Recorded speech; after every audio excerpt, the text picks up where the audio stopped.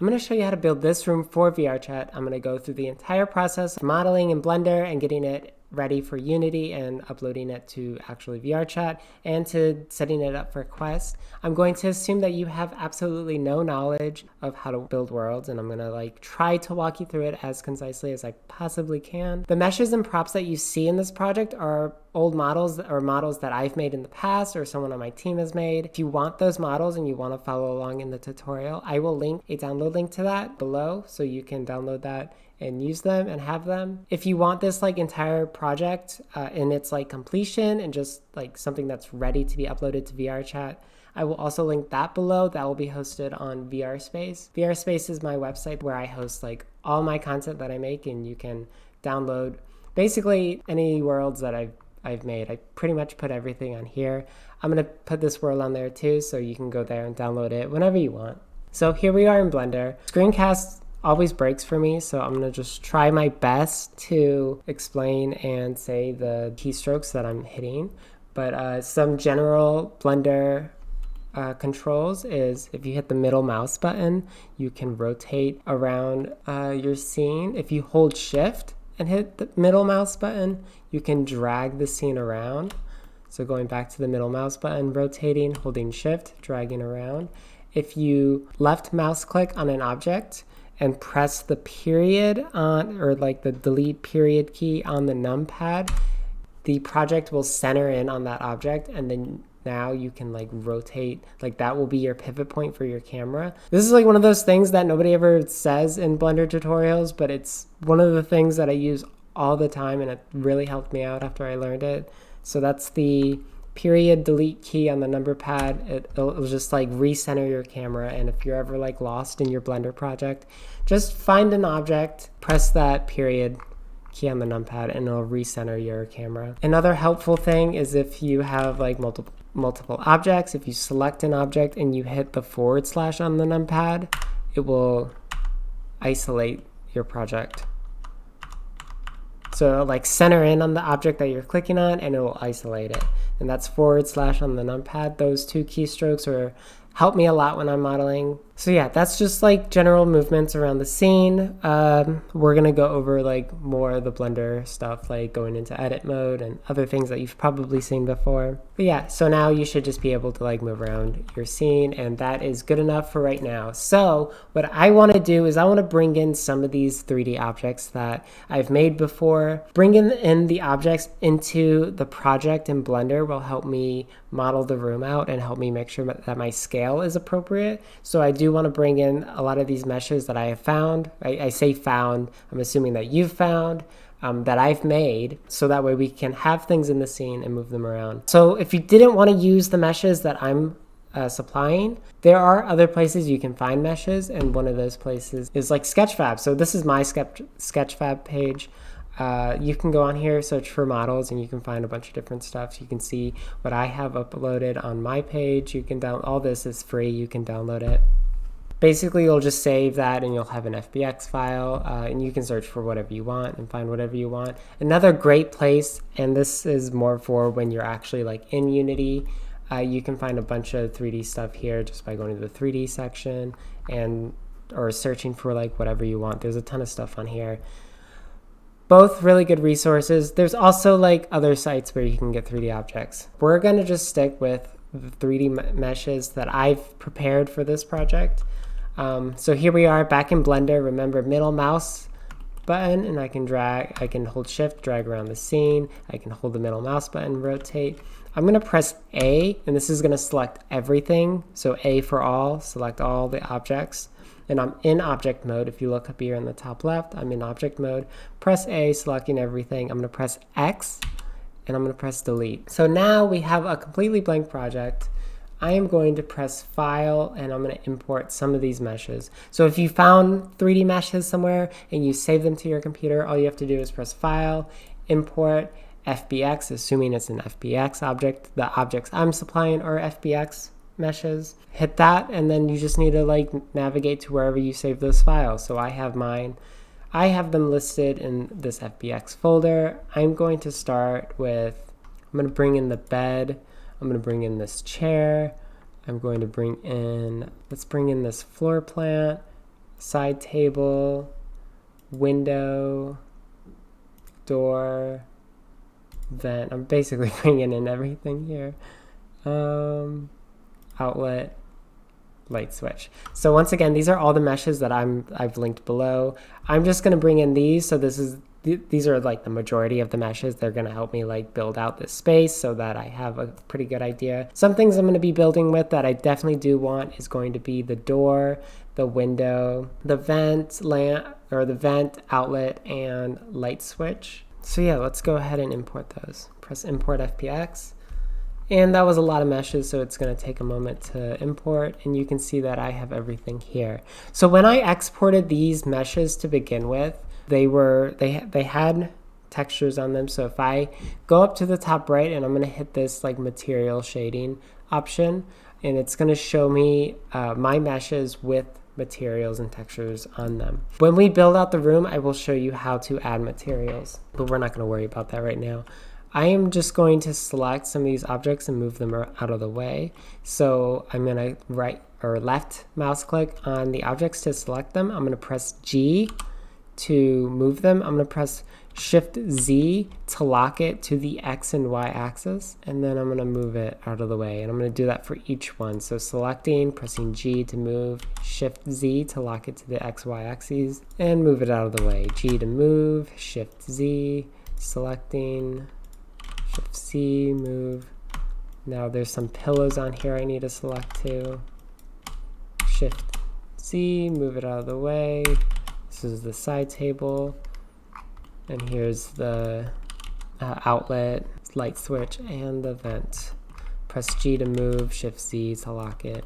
And now that's just to get it out of the way. So I want to start building. I'm going to use one of these objects just to help me with scale. I'm going to use the bed, and I'm going to select the pillows here. So to grab the selection tool, if you go up here, you can see that I have this. If you go all the way to the left, I'm in object mode. I have the lasso selection tool selected. So when I left click and drag, it's giving me this like little lasso thing, and I can choose objects and by just dragging, and it selects all of them. If you want to change that, the hotkey is W. So if you press W, you can see that the type of selection tool is changing. So that is just a click and drag. So this doesn't mean I can select a large group. This is just whatever I select. I will immediately be moving it. If I press W again, it gives me this square option. If I press W again, I've got this circle option. W again, back to the lasso. The lasso is my favorite, so I'm usually always using it. But I want to start by grabbing this bed. So I selected an object. I'm going to press Shift to select multiple, or I could just use that lasso tool and grab several. I'm going to press G to move it, Shift Z to lock it. Let's bring it back to the middle here. And now I want to start building this room. I'm going to press Shift A, and I'm going to have this option here. And I want to bring in just a plane. So we're going to start by building out the floor of this bedroom. So let's select this plane. And so it brought in this object here. It's added it to the very center of our scene. The reason why it took it here is because we have an anchor point that is there. If I move my anchor point by pressing Shift and then right clicking, you can see this little target thing. That's my anchor point. It changed it and moved it to another spot. If I press Shift A to get this menu again, and once again we are in object mode, I can press Mesh plane again, and it added another plane, but it added it where that anchor point is. And so every time you bring in an object, it's always going to put it wherever that anchor point is. So I'm going to delete that by pressing X, delete. And we're going to select this plane, and we're going to edit it. So to edit it, I'm going to move into edit mode. So if you press Tab, if you look up here, you can now see that we're in edit mode. You can also do this by going to the drop down. So if I go back, hit the drop down, go back to object mode, I'm now back in object mode. But we do want to be in edit mode, so I'm going to press edit mode. Once again, the hotkey for that is Tab. And if you look to the right of that drop down option, you have these three buttons here. This one is showing that we are in the vertices option, so you can see each vertice on this object that we have in edit mode. You can also go to edge select, so this means that we can select the edges of this object, or you can go to face select, and that means we can choose the faces of this object. Now this object only has one face, and we'll work in face selection mode. I want to scale this up to make, so this is going to be like the floor. So what I want to do is scale this up a bit and make it the shape that I want it to be. So let's press S, and I'm just going to scale it. Now this is a plane. It's just it's basically a two-dimensional object. By pressing scale is going to scale everything in all directions, but because this is a two-dimensional object that we're working with here, it only scaling it in the X and Y axes. What you can do is by pressing S, you can actually lock two certain axes. So if I press S, I'm scaling, and then I can press Shift Z and lock it into the X and Y axis. If I just press like Y, it's going to lock it to the Y axis. If I press X, it's going to lock it to the X. If I press Z, it's going to lock it to the Z, but once again, it's two-dimensional, so there's nothing there. If I do Shift Z, it's going to lock it to everything but the Z axis. Now we have a larger floor. I'm actually going to make this a bit smaller. I'm going to go and do this like top-down view. To do the top-down view, you just press 7 on the numpad, and then you are now looking at it from top down. One thing you'll see me do a lot is I'll press Shift Z to go into wireframe mode. So when you press Shift Z, when you're holding an object and you're moving it, or you're scaling it, or you're transforming it in some way, if you press Shift Z or any of the other axis hotkeys, it's going to lock it, or it's going to lock it to certain axes depending on what you press.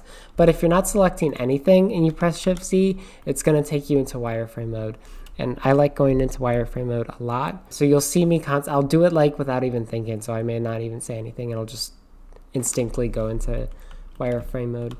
But yeah, let's do top down by pressing 7 on the numpad. I'm going to do Shift Z to go into the wireframe mode. And I'm going to press tab to go to edit mode. And I'm going to press scale, Shift Z to lock it to the X and Y axes. And I'm going to press G, Shift Z, and I'm going to move it. I'm just going to like move it around to where I like it. You can see that the blanket on this bed, it kind of sticks out a bit, so I'm going to make sure that the floor is big enough so that this doesn't clip with the wall that we make. So cool, now we have this floor. Another tool that I really like to use is the Blender Walk Fly feature. So if I press Shift tilde, you can see my cursor went away, and I'm now like in this fly mode, and I'm using WASD to fly around. If I press tab, it will treat me like, it'll treat me like I'm a character. So that's Shift tilde and then WASD. I can walk around. By pressing tab, I can go into this like walk feature.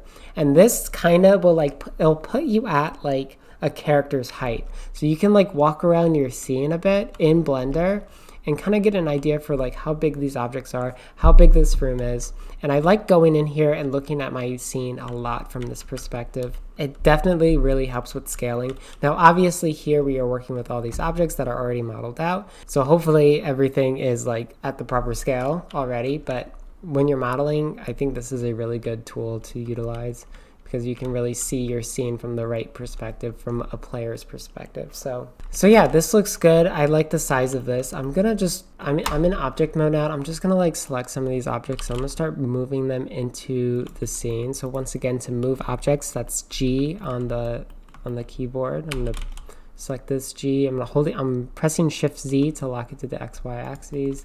I'm gonna bring this over here. Let's grab this, Shift Z. Bring that over there. So that's like the nightstand. I press 7 to go to the top view, and Shift Z in object mode when I don't have anything selected or when I'm not transforming an object, to go into wireframe. And I think let's grab this door, and I'm gonna press G, Shift Z, and I'm just gonna bring it like right here. And this is what our room is going to be. So let's build the wall. So let's go back to this floor object. I selected that, and I'm going to go into edit mode, and I'm going to press 1, 2, and 3 are the hotkeys for the selection types here. So do you want vertice selection, edge select, or face select? I want to be in edge select, so I'm going to press 2. I'm going to select all the edges here, and I'm going to press E for extrude in edit mode. We're going to bring this up. And now I just want to like get this tall enough to like a realistic view. And that that feels good to me. You can see that some things are sticking out. But basically this is going to be our room. Like it's basically almost done. One thing you'll want to check when you're modeling is, one thing you don't want to happen is you don't want faces to be inverted. So when we extruded this, we extruded from a 2D mesh to make a 3D mesh, right? And that can kind of mess up your normals.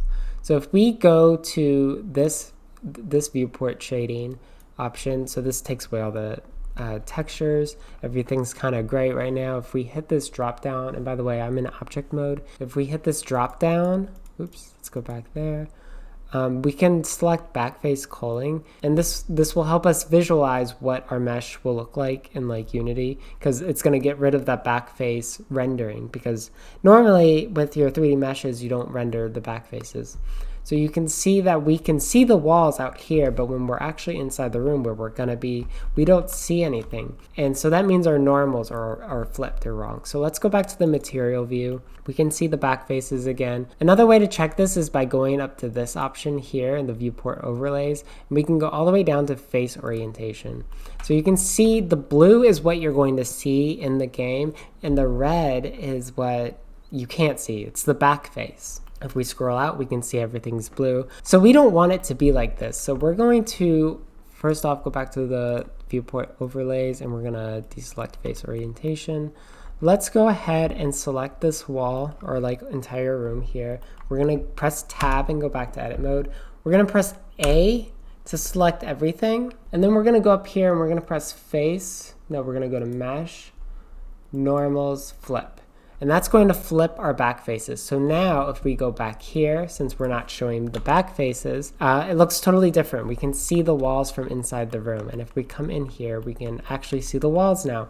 And that's what we actually wanted, right? So now that I got the walls up, and I mean, this is basically what our room is. We need to, I want to just kind of move these objects around. So I'm just selecting these. I'm in object mode, selecting these, pressing G to move, Shift Z to lock to the Z axis. And then we're gonna place this window. So I'm gonna press G. I selected the window. I'm gonna press G, Shift Z to lock it. And I'm gonna bring it over here. I'm gonna press that period on the numpad to center my like camera view on this object. And I'm gonna go back to the material shading so that we can see everything a bit better. So let's select this door. I'm pressing period on the numpad to center on this object. I'm gonna press G, and I'm gonna press X to lock it to the X axis, and then I'm gonna just bring that in to something like right there, so that way it's not sticking out super far. And then I'm gonna go to this window, I'm gonna press G, I'm gonna press Z to lock it to the Z axis, G to move it. I'm just gonna bring it up a bit.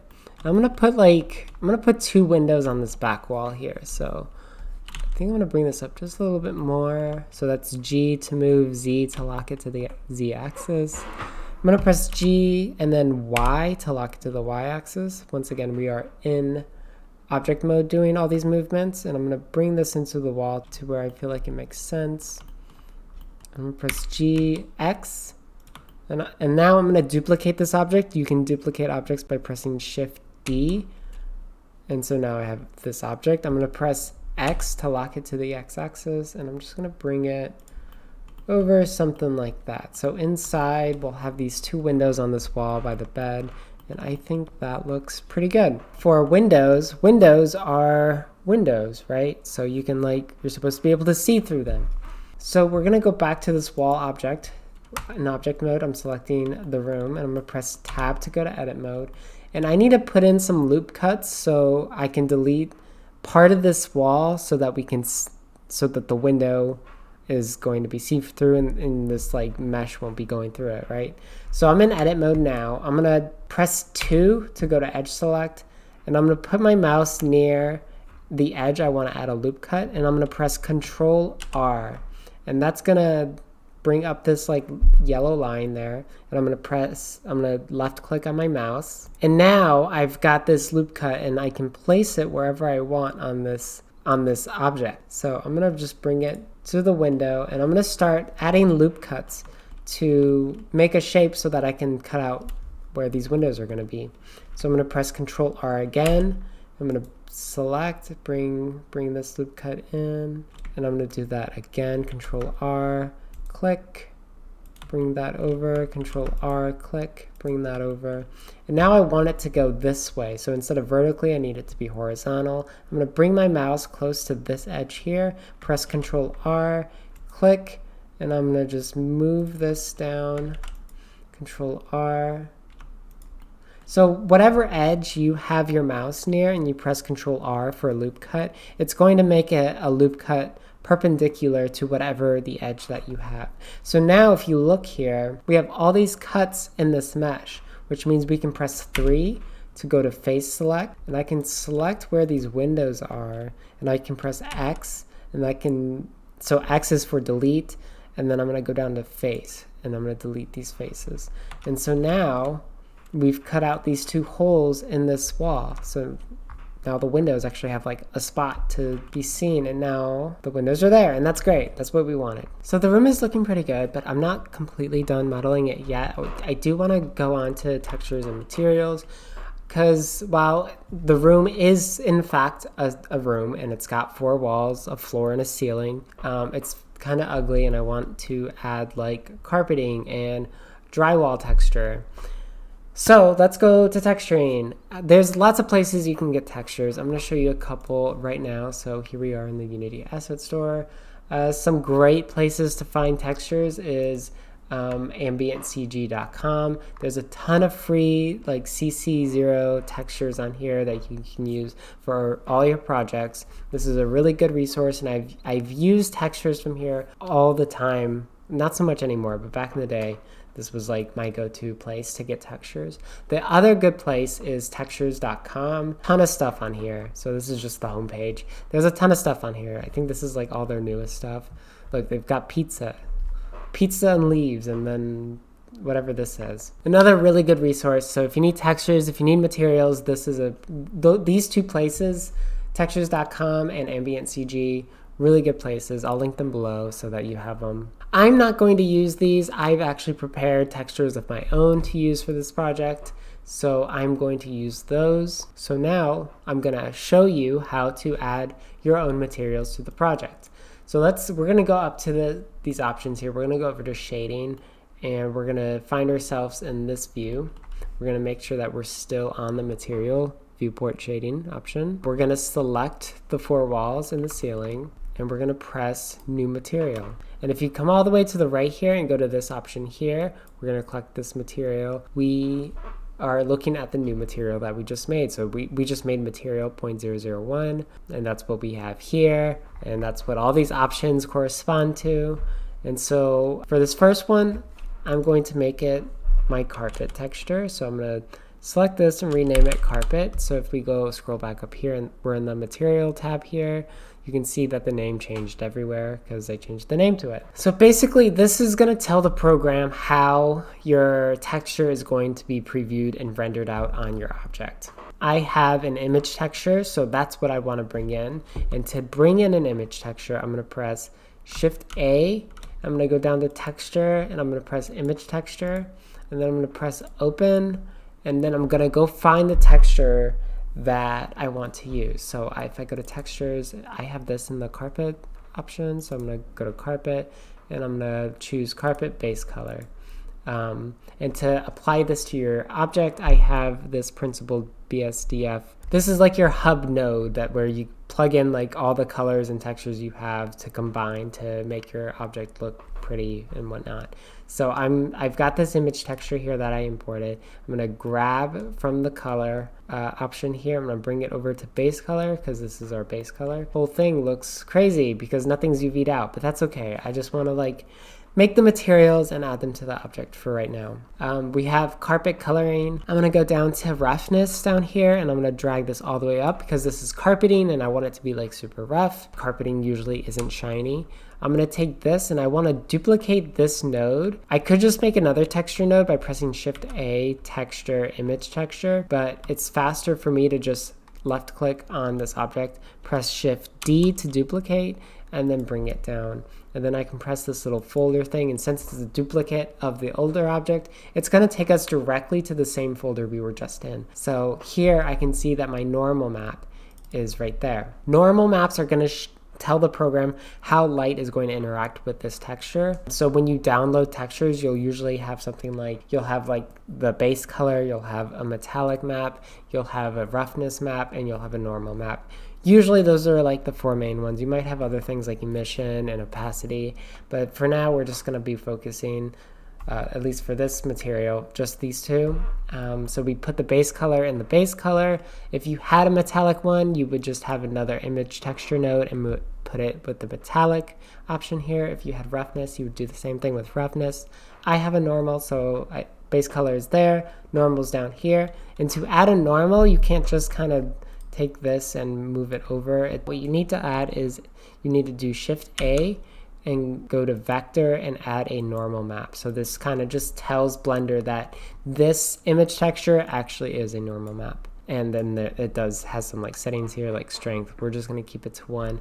And so now it is in there as a normal map. So now everything kind of looks crazy, but that is okay. We just kind of want to make these materials and put them on here. The carpet material is in there and it's working and it's great. Now let's add another material. We're going to press this little plus button here, and this is going to make another material slot, and we're going to press new. And so now we have material 1 again, and you can see that it corresponds all over the place. This is going to be our drywall material. So I'm going to press drywall, or I'm just going to name it drywall because that's what it is. And now I have a drywall material that I saved, so I'm going to press Shift A. I'm going to go down to the nodes, press Shift A, go to texture, image texture, open, textures, drywall, base color, and then I'm going to drag the color option to the base color, and nothing happened here. And that is because all these faces are associated with this carpet texture.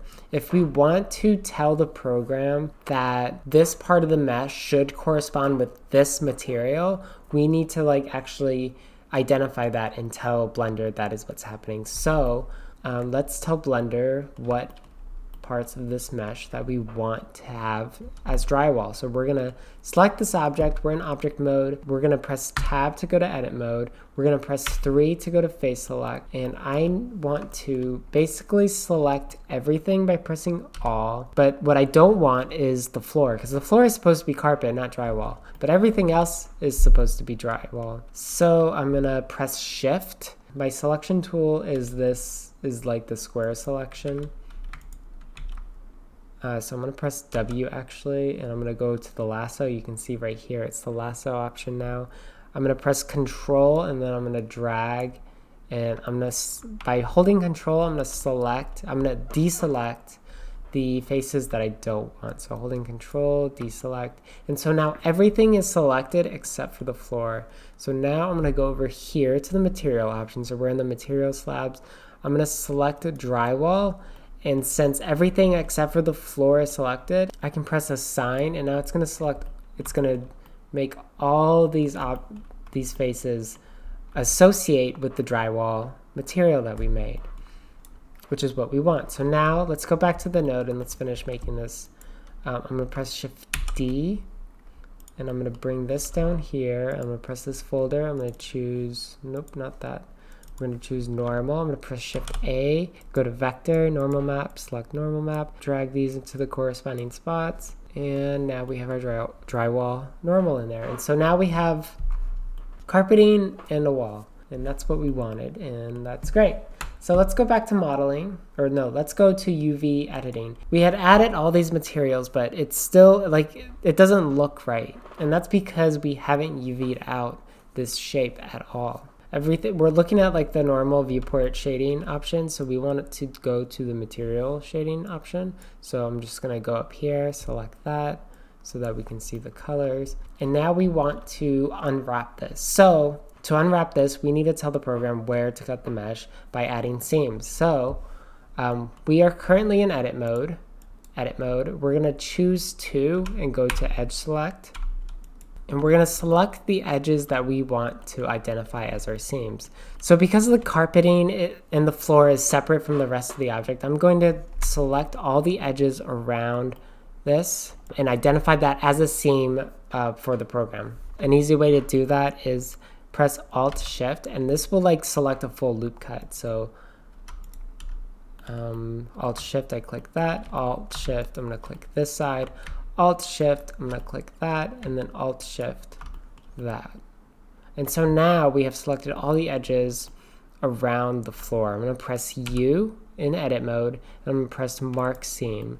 So now if I press A and select everything, and then I can press U and press Unwrap to unwrap this object, you can see it kind of looks weird over here. You can see if we go up here and press this, this would make the objects correspond with the UV map, so that the faces we select here will correspond with the faces that are selected over here. You can see, since I unwrapped that the rest of the room kind of looks really funky here because we didn't identify any seams and it didn't cut the object anywhere, but it cut the floor out from the rest of the object, and the floor looks pretty good on here. But now we need to identify the seams up here. I'm going to do the same thing to the ceiling. I'm going to press Alt to select the edge loop, and then press hold Shift to go around this whole room and select all the edges here. And then I'm going to press U, Mark Seam, and if I press A to select everything, press U, unwrap all these faces, you can see that we have the floor here looks pretty good, and then if we do that, the ceiling also looks pretty good, but we're still getting this like funky shape here. So we need to tell the program where to cut this at, and I'm going to choose this corner as the cut point for this object. So I press Alt, and then I just hit one of the edges on this edge loop, and then I'm going to press U, Mark Seam, A, U, unwrap, and now this is a much cleaner unwrap. So you can see it kind of just like cut it in this one spot and folded this and all the walls out. So yeah, so everything is unwrapped properly and it looks clean, but it still looks pretty bad. And that's because if we go to our carpet base color, so this is the carpet texture. This is a seamless texture I made in Substance Painter. You can see that the floor here is occupying just this part of the texture, but we don't want it to just be that part of the texture. We want the carpeting to be like spread out and much smaller on the shape. So what we can do is we can select these faces that is the carpeting in the UV selection. If I press G to move, you can see as I move it around the texture is moving. If I press S to scale, you can see the texture in the object or on the object is actually getting smaller as we scale this up. And so that's what we're going to do, is we're just going to do that, and I'm just going to scale it up until it starts to look like carpeting to me, because that's what this texture is supposed to be. It's supposed to be carpeting. And like right here, like this is starting to look pretty good to me. And so you can see I've got like these little darker spots here. To me, when I was making this, that was supposed to be like vacuum lines. And so when I'm scaling this up, I'm like kind of trying to make this to where like these little lines can where they kind of feel like vacuum lines to me. And this feels pretty good. For the rest of this, by the way, to select all the faces within the seams, I am pressing L on the keyboard. So if I just highlight just move my mouse over the area that I want, press L, it'll select all the faces within that seam. If you're in like edge select or vertices select and you press L over an object, it's going to choose all the vertices and edges on that object. But when you're in face mode, you can just hover over an area that you want, press L, it's just going to select all the faces in that seam. So I'm going to select all the faces we have left. This is all the drywall stuff, and I'm just going to scale this up until this like starts to look more like drywall to me. And that's already pretty good. We don't have to, we scale it up about the same. So, but yeah, that looks pretty good. So now the textures and the materials that we have on here are actually like starting to look like an actual room. So now that we've done with that, I want to make this look just like a little bit better. Like it looks flat and weird, and that is because we're not looking at it being lit properly. We're just kind of looking at the material view, and not much is going on in here. So let's go back to the modeling tab here. Let's make sure that we are in the material view and we can like see everything, and everything is, you know, it looks okay. What I want to do is I want to add a light. It will end up looking a bit more realistic, kind of look like how we're expecting a room to look like, because we usually look at things lit in real life and not just flat colors. So to add a light, I'm going to make sure that I'm in object mode, and I'm going to press Shift A, and it's going to bring up this menu. I'm going to go down to light, and I'm going to add a point light. And so it's going to add that point light wherever our anchor is. So it added it right there. I'm going to press Z to lock it to the Z axis. I'm going to bring this up, and now I'm going to go with the light selected. I'm going to go over here to the light tab, and I'm going to just change the color a bit to be something a bit more warm, and then I'm going to increase this. So if you'll notice that as we change the settings, nothing's happening, and that's because we're not looking in the rendered viewport shading. And so to look at it, to look at the rendered version of this, we just need to go all the way to the right here, press this last little sphere here, and that's going to bring us to the rendered viewport shading option. And now if we select this light, press G to move it around, you can see the light interacting with everything. And this starts to make things look a bit more realistic, because normally, like I said, when you're out in the world, everything is lit. So, and that's what we're used to seeing things as. Let's go back up to our shading tab. And then we're going to come back over here. I'm going to go to the rendered view. So now we are looking at this rendered, and everything is looking nice. I want to make this a bit more interesting. So I'm going to go back to, I'm going to select the wall object, and I'm going to go back to the drywall. If you click this drop down, you can see all the materials and textures that are imported. There's a lot of options here because it's taking all the materials and textures that came in with all these other objects that we imported, not just what we created. So I'm going to select the room again, and I'm going to make sure that we are on the drywall selection here. And I'm actually going to take this off, and I want this room to be kind of blue, maybe a bit darker. That looks good. And the room is kind of boring with just this like plain drywall color. So I'm going to press tab. Actually, I'm going to add a new material here. So I'm going to go to this, I'm in object mode right now. I'm going to go to the material tab here on the side, and I'm going to press this plus button to bring in a new material. And I'm actually going to add drywall here, and then I'm going to press this little duplicate new material. So it's going to basically make a new material based off whatever the material that we have selected. In this case, it's drywall. I'm going to duplicate it, and now it's made drywall 0.001. And then I'm going to choose a different image texture for this material. So I'm going to go back to this image texture node that we had made earlier. I'm going to press the folder, and I'm going to bring in this stripes base color texture. This is just a simple texture that it's just blue stripes that I made. So we added it on here. Nothing changed because we have yet to assign this material with any faces on this object. So while we have the wall selected, we're going to press tab, and we're going to press 3 to go to face select. And then I'm going to select all the faces I want to change to this material. And so that's going to be all these faces here. I have drywall 1 selected, and I'm going to press assign, and it's going to assign that texture to this drywall or to this wall. And so this is just something to make it a bit more interesting. I just went with stripes because I thought it'd be easy, making things a bit more interesting. I want them to be vertical stripes. So I'm going to go to the UV editor, and since I had all those faces selected in the other tab, it's got all those faces selected here. I'm going to go over to the UV editor over here. I'm going to press R for rotate, and then I'm going to hold Control. While I only have these faces selected, holding Control is going to snap it to, I think default is like a 5-degree angle, and I'm just going to rotate this until the stripes are vertical.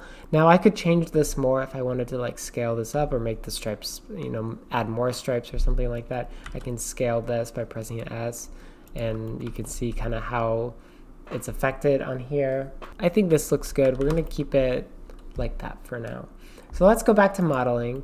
we're looking at the rendered view, and we can, this room is like slowly but surely starting to be a bit more interesting. If you look at these windows here, you'll notice that you actually can't see out the window.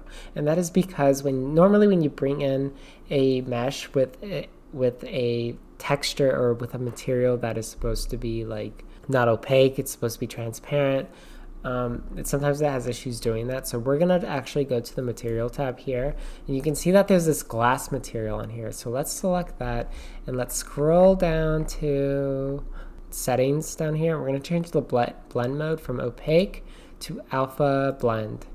And now it's gonna correspond with this alpha value here. So depending on where this alpha is going to show how transparent this material is going to be. And so we're just going to keep it down at 0.15.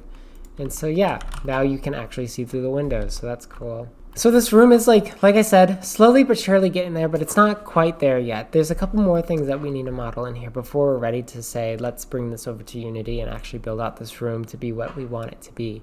And the two things that we should model in here are the wall trims and some light. I have some room lights that are going to go in here. So like I have a mesh for a lamp on the nightstand. I have like this floor paper lamp that we modeled that I'm going to bring in here, but I'm not going to bring it in Blender at all. I'll import it into Unity and do that. The one thing I do want to add is ceiling lights. And we also have these like vents and outlets and like other details that we should add in that I've modeled in the past. So modeling a wall trim is actually pretty simple, especially for the way that we set up this room. So what we're going to do is we're going to select this the wall object. We're going to press tab to go into edit mode.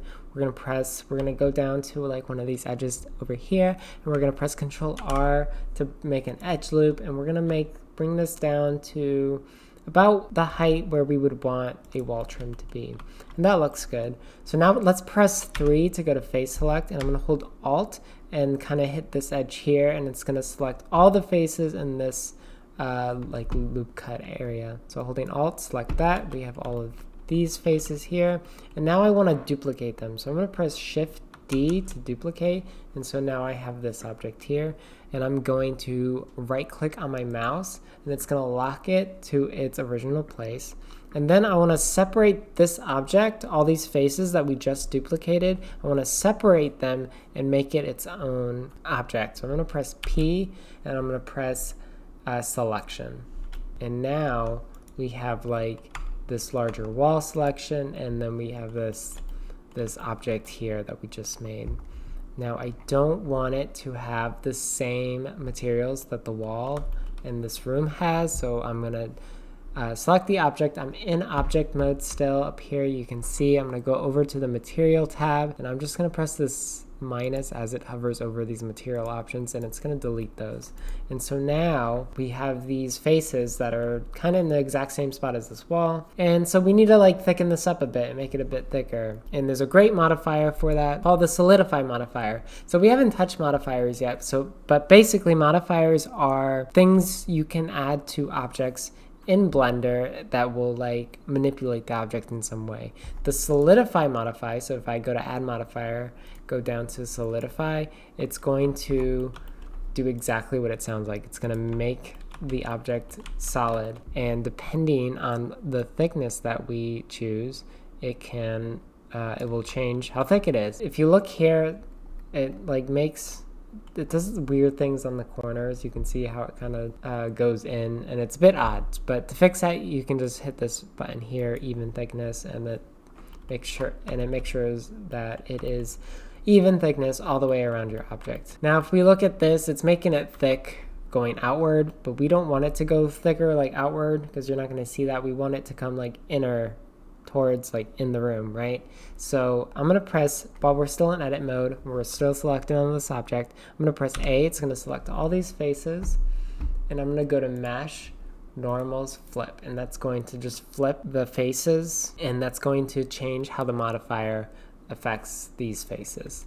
Obviously this is too thick, we don't want it to come out this far. Maybe something like this will work, and that looks good to me. So I'm going to press tab to go back to object mode. I'm going to press control. I'm going to go over here, and to apply this you can go to this drop down and just press apply, or you can hit the hotkey, which is control A. And so now we have this shape here. If you look at the store, the trim is like going through it. Obviously we don't want that. We can change that by adding some loop cuts here, just like we did with the windows. We can add loop cut here, select, that's control R, select, and I'm going to bring that to a good spot. So just bringing it to where it intersects with the door frame. I'm going to press control R again, select, and I'm going to drag this over to where it intersects with the door frame. Then I'm going to press 3. I'm going to hold Alt and grab this like loop of faces here. So holding Alt, hitting this edge, and I select all these faces. So I just went to Shift Z to go to wireframe. You can see that I have all these faces selected. I can also just lasso all of them too. That works. See? And then I'm going to press X, faces. So that deletes all those faces, and that's exactly what we wanted, and everything is good. So now let's bevel the edge here to make it look a bit nicer. We're going to select the trim. I'm going to press tab to go to edit mode. I'm going to press 2 to go to edge select, and I'm going to press alt to select this edge loop. I'm going to press control B to bevel, and I'm just going to hit the scroll wheel and bevel this edge.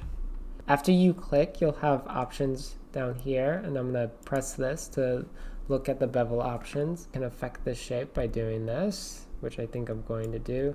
And there's also custom preset options in here that you can play around with, or you can like change how certain things look, and you can also add more segments. We're not going to do that.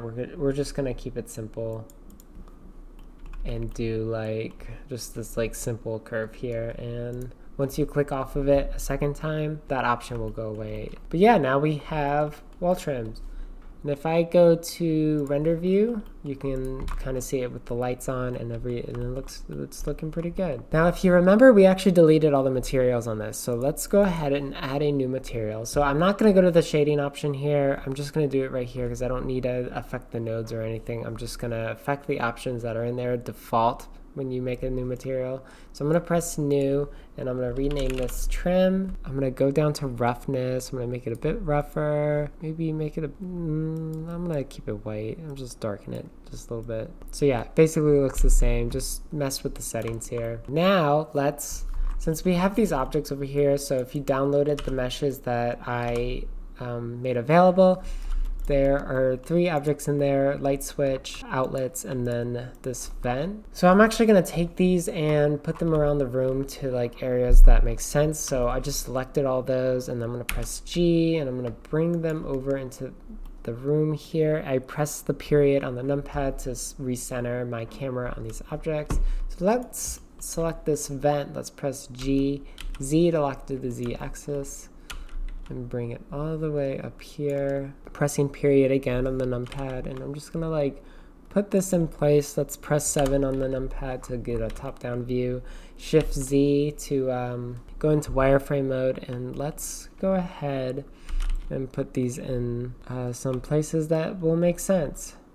I'm gonna put one right there, and then I'm gonna press Shift D to duplicate, and I'm gonna bring one. I'm gonna bring it over here. I'm gonna press R to rotate, Z to lock it to the Z axis, and holding control to snap it, and I'm just going to rotate it around. So now if I press Shift Z to get out of wireframe mode and I go in here, you can kind of see, and that's looking pretty good. Now let's add the light switch. So I selected the light switch, press period on the numpad to lock to it. Let's press 7 to get a top-down view. I'm going to press R, Z to lock it to the Z axis, and I'm holding control as I rotate to lock it as I rotate, and I'm going to press G, Shift Z to lock to the Z axis. I'm going to move this in place, so I'm going to just put the light switches near the door, which is normally where they would be, and I'm just going to move this around, pressing G to move, G, Z. Usually light switches are a little bit above handles on the doors. I'm like turning around to look at the light switches in my room. And that seems good. We'll just have the one. And now let's move the outlet to a spot. So press G to move, G, Z to lock to the Z axis, pressing period on the numpad, R to rotate, Z to lock to the Z axis, holding control to snap it as we rotate. And we're gonna press G, Z, oops. Press G, Z to bring it down. We're gonna put it like something like that. So G, pressing X to lock it to the X axis. Maybe bring it up just a little bit more. That looks pretty good. I'm gonna put one on all the walls here. I think so when I'm moving it now, so I press Shift D to duplicate, and I'm pressing G to move, and then I'm doing Shift Z to lock it to the X, Y axes. That way it makes sure that it stays in line with the outlet on the other wall. I'm gonna press period on the numpad, G, Shift Z, R, Z, and that looks good. Now let's put two on this side. So you can see I went to wireframe mode there by pressing Shift Z, R to rotate, Z, Z axis, Control to snap it as you rotate. That is actually pretty good. Shift D, X. Then we're gonna do one more over here.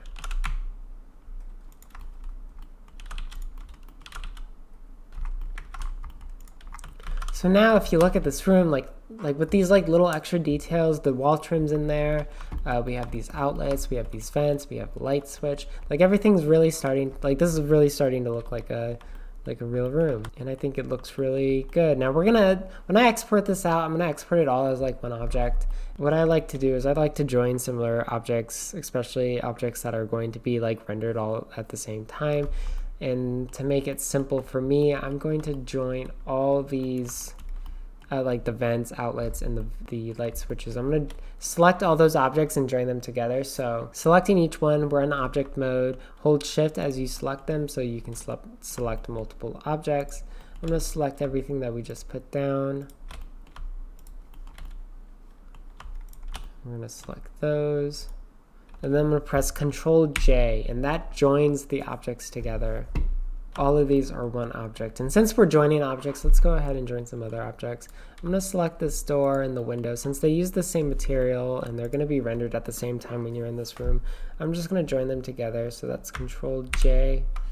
And so now those are one object. And that just like makes things a bit simpler. Sometimes it can make things more complicated when you join a bunch of stuff together. In this case, I think it makes it a bit simpler. Okay, so the next thing I want to model are the ceiling lights.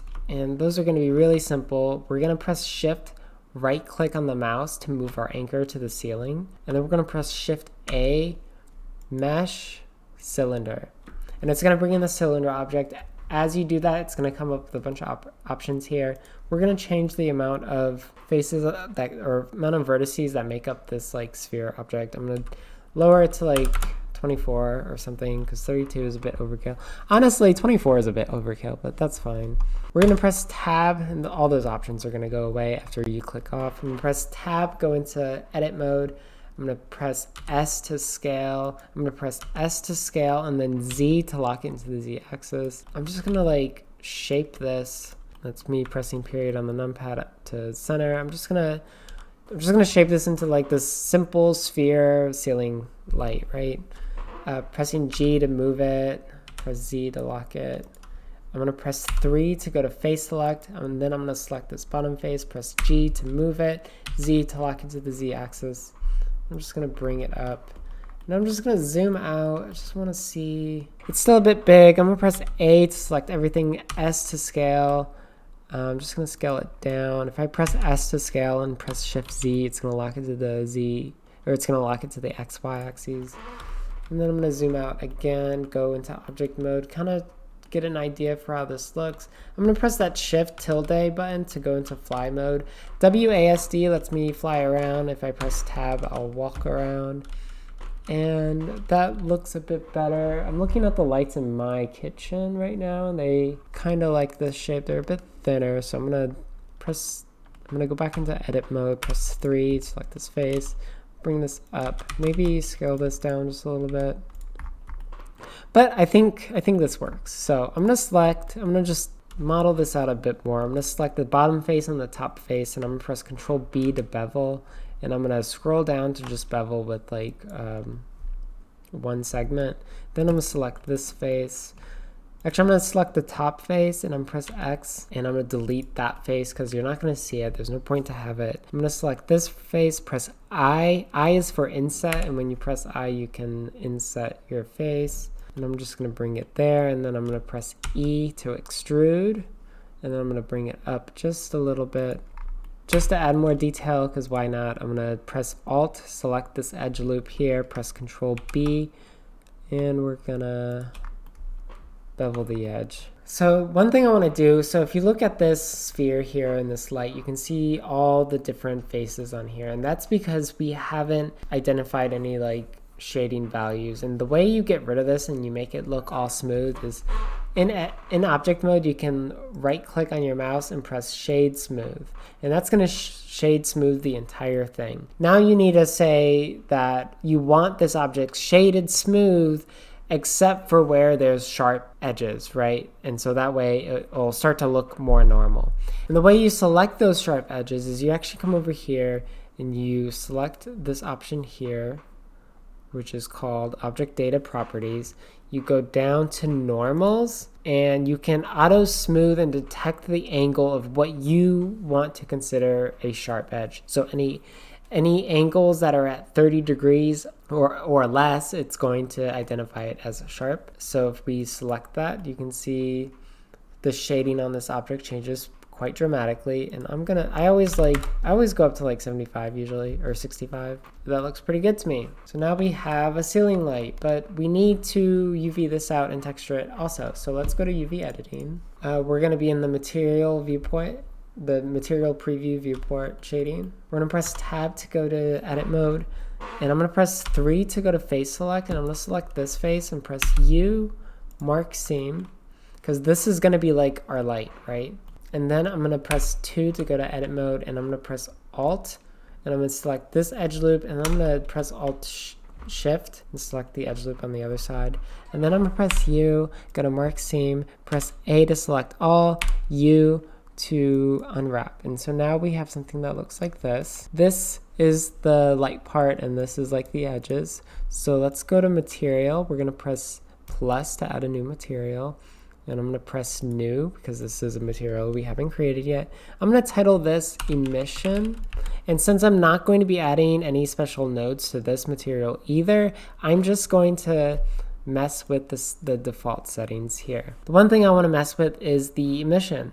This is going to be a bright object, and I want to make it just a bit warmer. And then I think I want to bring the roughness up a bit more too. So now, since it only has this one material on it, this whole object is like emissive, and it's following the properties of this. So let's go ahead, and I'm actually going to reuse the trim material. I'm going to press plus, and I'm not going to press new since we've already made the trim material, but I'm going to press this drop down. I'm going to type in trim to go find it, and there it is. Now we need to assign it to the faces on this object that we want it to affect. So let's go back to edit mode. Let's press 3 to go to face select, which is right there, and I'm going to highlight over the seamed areas that I want to select. I'm going to press L, and I'm going to select both these.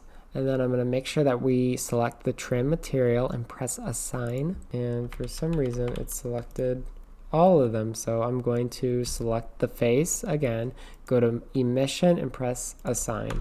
And so now it's proper, right? So we have this like plain white color on the outside, and then we have this emissive light coming from the center. So let's go back to modeling. I'm back in object mode, and you can see that we have the ceiling tile, or not the ceiling tile, we have the ceiling light now. So let's go ahead and make like 4 of them, I think that would work. So let's press GZ to put it in place. Make sure that it actually intersects properly and it's all the way at the ceiling. I'm going to press 7 on the numpad and shift Z to go to wireframe, and I'm going to press G to move this, and I'm just going to move this like right there. I'm going to press tab to go to edit mode. press A to select all, Shift D to duplicate, X to lock it to the x-axis. And I'm just going to try to place it in a spot that kind of makes sense to me. Then I'm going to press A to select all again, Shift D, Y to lock to the y-axis, and I'm going to bring it over and kind of place this in a spot that makes sense to me. And so now we have these 4 ceiling lights in here, and that's looking pretty good. So this is our room, and this is what I want to bring over to Unity to actually build out our space. So since I have all these meshes, including what we're kind of looking at in here already, I have all these meshes separate, and I'm going to actually bring them into Unity separately. So I'm going to delete all of these objects here, and we'll import them into Unity to actually make this room. But everything else I'm going to keep together. So like all I'm going to be exporting out of Blender is this room. And this room is actually, it's looking pretty good, I think. We've got this like one interesting wall here. We've got some windows and everything looks pretty nice. Let's go ahead and export. All right, so to export this out, you're gonna go up to File, press Export, FBX. We're gonna export this as an FBX object.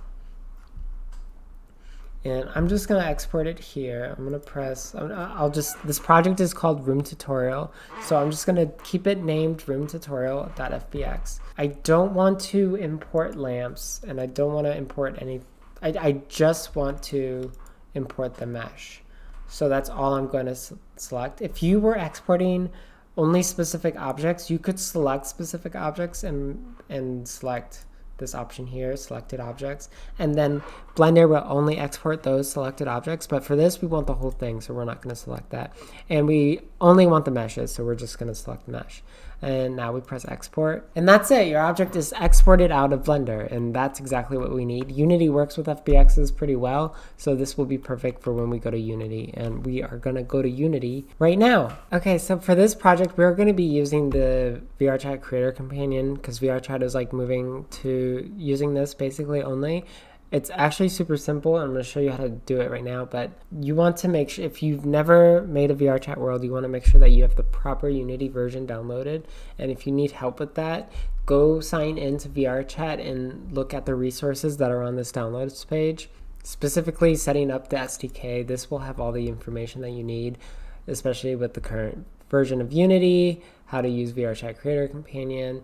The major things you need to know is you need to have VRChat Creator Companion downloaded, and you can download that here, and you need the proper version of Unity downloaded and installed, and Unity Hub. And you can learn about Unity Hub and the Unity version in this area right here. So just log on to VRChat, all the resources you need here. Assuming you have VRChat Creator Companion installed and downloaded, we're going to start there. We are working on a new project, so let's go to Projects, New, and we are making a world project. I'm going to call this Room Tutorial. And we're going to press this button, and we're going to go find where we want to save this at. I'm going to make a new folder here called Unity. I'm going to double click it, press Select Folder. I'm going to press Create, and then you just wait and let it do its thing. Honestly, VRChat Creator Companions made things super simple. Usually VRChat does stuff and it makes things harder, but VRChat Creator Companion, I'm a big fan so far. So the world is created. Now you notice that I didn't choose VRChat Udon Sharp project. If you did need Udon Sharp in your project, you can simply just press add and it'll add it to your project. But we're not going to be using that for this. So this project is basically ready to open. So we're just going to press open project, and then you're just going to wait for Unity to open, and that's it. It's super simple.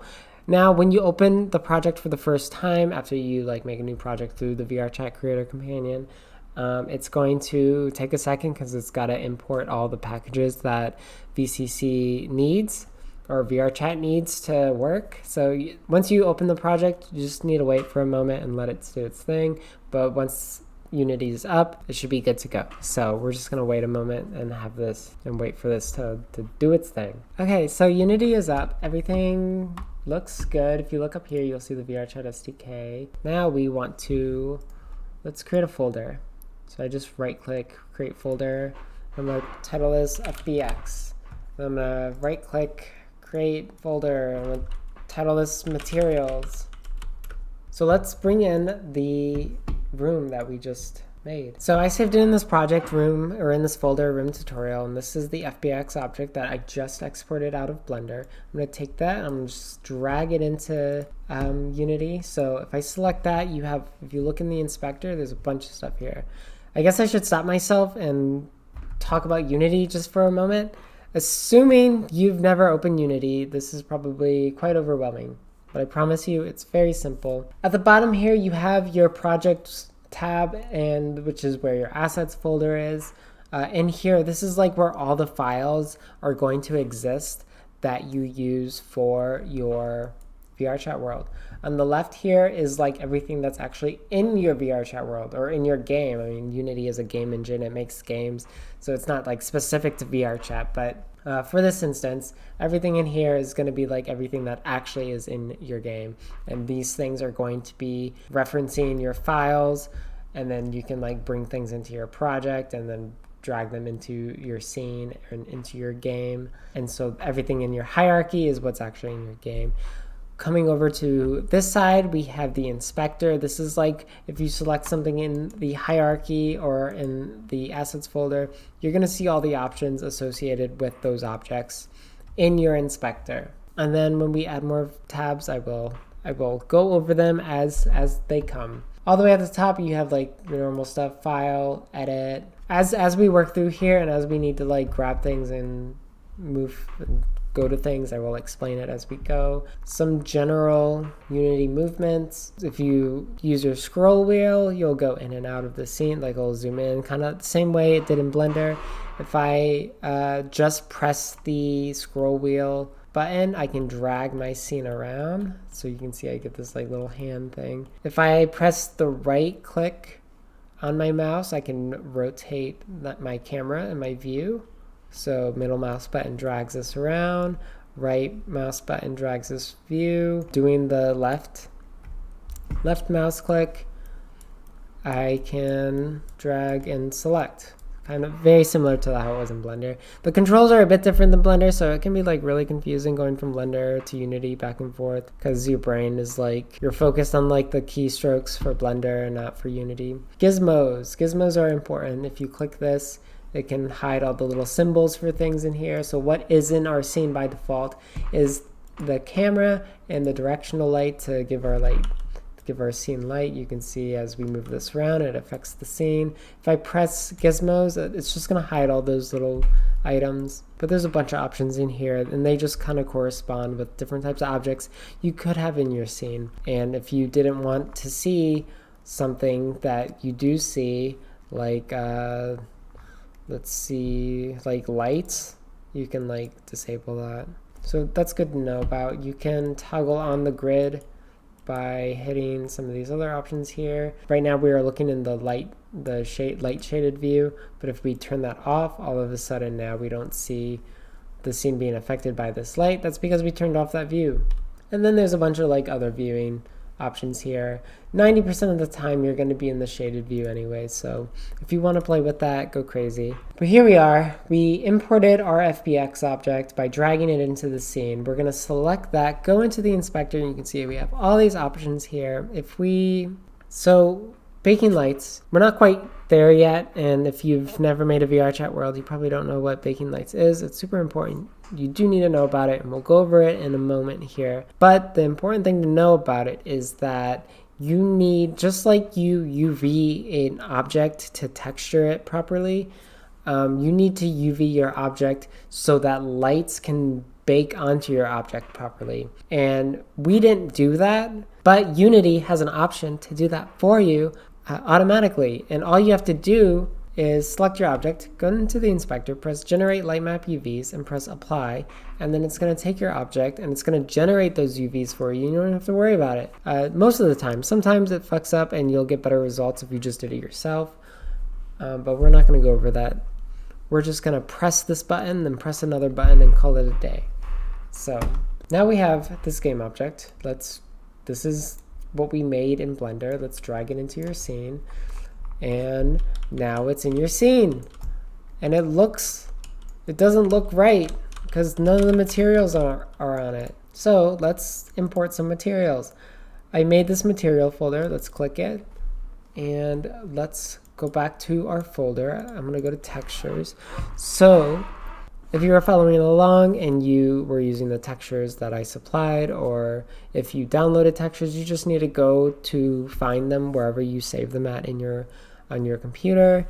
I have drywall here, so I'm going to just grab that and drag it in. I have carpet here. I'm going to drag that in, and then what were the other ones that I used? Doors and windows. That one's important. And then we have vents and switches for the vents and switches. And that's it so far. The rest is for the other meshes that we will bring in momentarily. So let's go ahead and create the materials for these objects. So let's go to carpet. You can see we have the two textures here. One thing you can do with textures is compress them, and the more you compress textures, the smaller your project file is going to be. Obviously, if you compress textures, you're going to be taking some quality out of those textures. So you kind of have to play this game as like what looks good versus how small you want those files to be, right? So we're going to select both of these. We're going to go compress them. I'm going to compress them to 1024 because they were both 2048. I'm going to press crunch compression, and I'm going to press apply. So it's turned these 2 megabyte textures down to 140 kilobytes. So now let's make a material. We're going to right click in the assets folder, or in this little area. We're going to press create material, and we're going to call this carpet. And if we select that, we can see that we are using standard shader, which is fine for this. We're going to drag this to the albedo, and we're going to drag this to normal. And so just like in Blender, you need to tell Blender that the image texture you were using is actually a normal map. You kind of have to do the same thing in Unity, where you have to tell the program that the texture that you're using is actually a normal map. So we're going to press fix now, and that's all that's doing is labeling this as a normal map. So you can actually select it. So if you see we select this one in the inspector, this is a default texture type, and this one is a normal map. And that's it. We're going to bring the smoothness all the way down because this needs to be a very rough object. And I'm going to drag this. I'm just going to drag it where it needs to go on the mesh. And look at that. It's already looking better. Doors and windows. We're going to go in here. We're going to press right click, create material, doors and windows. And we're actually going to change the shader type. We're going to change it to Autodesk Interactive. So all shaders are, it just basically tells the program how this object is supposed to be rendered in game. And different Autodesk, what we're just changing it to, just change it from standard. It's basically standard, just gives me a roughness map, which I kind of need for the textures that I have. We just need the main color, the albedo. We need the metallics. I think the doorknob is metallic. We need the normal map. It's going to prompt us to fix it because we need to tell the program that it's a normal map. And then we need the roughness, and we're going to bring roughness. And that's really all we need for this one. So I'm going to drag that onto the objects that it needs to be on. And look at that. It's looking even better. We're going to go to drywall now. We're going to press create material, drywall. And I'm going to bring the albedo there, and then the normal. Once again, it prompts us, press OK. Then we're going to make this a bit rougher. So using the standard shader is fine. I'm going to drag this onto the walls. You can see that it is now everywhere it needs to be. But I want this to be a bit darker and kind of on the blue side. So I'm going to go down to this material. I'm going to press Control D, very similar to Blender, and duplicate this object. I'm going to press F2 to rename. I'm going to just call it stripe. And then I'm going to drag the stripe material and bring it on our albedo. And I'm going to bring this up because this is already colored, and I'm going to bring that and put it where it needs to go. And there we go. There's a couple more things we need to do. So vents and switches, we're going to create, once again, another material, vents, switches. I'll just call it vents. Bring the albedo on, bring the normal on. It's going to prompt us, and These are usually like a bit shinier, so I can bring the smoothness up. Standard shader is fine, and drag this on. And you can see that everything went on there just like it needed to. If you remember, we had joined all these objects together. So they're actually one object in Unity. If we didn't do that, we would actually have to drag this material on each one of them because they'd each be a separate object. But because we joined them together, we can just add the material once. And in that sense, it did make it a bit easier to work with. Unity kind of saw this object come in and it made its own little glass material, but we are going to make another material, and I'm going to call it glass. And we're going to change this to transparent. I'm going to make this dark. Smoothness can go all the way up because it's glass. I'm going to bring metallic up just a little bit. And then if I click this, I can go all the way down to the alpha here and make this transparent. And I'm just going to drag this to where the glass is supposed to be. So, I mean, you barely can tell that we added a different material there. The one that Unity made by default was pretty good. So last thing we need to do is take care of these lights up here and the trim. So let's create material. I'm going to type in trim. I'm going to drag this onto there, and I'm just going to bring the smoothness down a bit. And then I'm going to drag it onto our light, and then I'm going to make another material, call it emissive, and I'm going to make this a bit warmer because it's like a warm light. Lights are usually warm inside. And then I'm going to drag this emissive material onto our light. Actually, I'm going to make it a bit more white. And there we go. Now we have materials on all these meshes. The next thing to do, we're basically going to do the same thing, but with all the props that we had downloaded. And by we downloaded, I mean all the props that I either gave you or that you downloaded. If we go to this FBX folder, here are all the props I want to use in this project. And so all I need to do, if you download something from the asset store, you can actually just go up here, find asset store, and you can search for things and import things into your project directly from the asset store here. If you downloaded something from like Sketchfab, you can go and find where you save those files and bring them in. I'm going to go back to my FBX folder, and I'm going to bring in, I'm going to highlight everything except for I don't need windows, I don't need door, I don't need light switch, I don't need outlet, I don't need vent. I think I need everything else. So I'm just going to drag all this stuff in, and now I have all the meshes that I want to use. Now I also need to bring in all the materials for those. So if I go to textures, and in your case, you just need to go find wherever you saved all the textures for the meshes that you have, and I'm just going to bring these all in. So I need the bed, books, bookshelf, floor plant, lamp, chair, paper lamp, shelf, shelf faces, side table. I think that's it. And once all that imports, we're going to go through and basically do everything that we just did for the room, but for all these other objects that we're bringing in. So I'm going to go to FBX, and I'm going to just bring these objects in. Actually, before I bring these objects in, what I want to do is add some colliders to this mesh. Basically, if you were to try to load into this game, you would just fall through the floor because you need to tell the game what players can actually collide with, and we haven't done any of that yet. So, and this is going to make it easier dragging in objects because the objects will collide with the object with the room once we put in these colliders. So we're going to tell the game that the players and other objects are supposed to collide with the walls and the floors and the ceiling.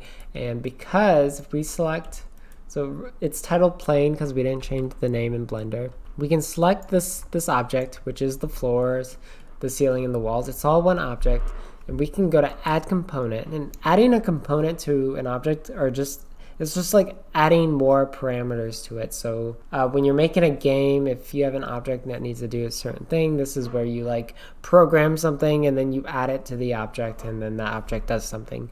In this case, we're going to be adding, I mean, this is a script also, but it's a mesh collider. Basically, it says this mesh is collidable. In most cases, you want to avoid using mesh colliders because mesh colliders are, if you have like a high poly object, having the player collide with every vertex on that object can be quite intense. So you don't always want to use the mesh collider, but in this instance, there are so little vertices on this object that like it's just a cube basically. The mesh collider actually makes sense, so we're gonna stick with that. And now so not only will the player collide with everything in here now, if we add an object, the object is gonna collide with it, and it makes it so much easier to add things in here. So this is the bed that I had that we just imported. I'm gonna bring that over there, and I'm just gonna try to place it. You can see that it's clipping with the edge here, which we don't want that. We're gonna bring it over just a little bit. Now I want to bring in the nightstand. I'm actually going to press E, and I'm going to rotate this. So E is the hotkey to go to rotate, but some transform tools are up here, so you can go up there to click it. I pressed E, grab this little blue thing to lock it, and I'm going to hold Control, just like in Blender, to lock the rotation, and I'm going to bring that around. I have a lamp in here. Now, there's no collision on this object yet because we haven't added it. So adding objects, so this lamp and this mesh doesn't know to collide with it. So we kind of have to like manually put that in place. One thing I want to talk about is center and local, these little transform tool things. If you have center selected, your cursor is going to go to the center of the object. If you click that and go to pivot, it's actually going to go to wherever the object pivot point is. And if we go back to Blender, we select an object, this little dot here, that is actually the center, that is actually like the pivot point of the object. So if I rotate, you can see, I pressed R to rotate, you can see that this object is rotating around wherever that point is. And that's what Unity does here. So if you press pivot, it's going to put it wherever the pivot is. Local versus global, if you have a selection and you have local selected, it's going to show you the direction of this object. So if I press W for the arrows here, you can see that it's pointed. It's showing the axes points for the object. If I press global, it's going to be showing it for the world. Let's keep adding some things in here. I've got this nice fun chair. I'm going to put that there and press E to rotate. To move around like this, instead of using the scroll and the mouse, I'm actually right clicking on my mouse and pressing WASD to like fly around the scene. That's how I normally like to maneuver around Unity.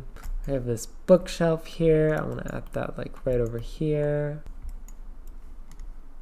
If you make your own models, this is how it's going to come in. Like if you bring in your own FBXs, or if you download something from Sketchfab or something, it's usually going to come in like this, where you're going to be having to make the materials and make and configure the mesh to the way that you want it to be. If you download this tutorial, or if you download the Unity package I'm providing below from like VRChat, I'll actually have these meshes prefabbed out, so you could just like drag and drop completed meshes into your scene. And also this entire world will be completed in the project too. You're not going to get this like mid-finished project. I've got that plant there. Got this lamp I want to put in. We're gonna stop there. Let's go ahead and make the materials. So I'm just gonna quickly go through here. So the bed here, create material, bed. I'm gonna compress these down a bit because I think those are 4K.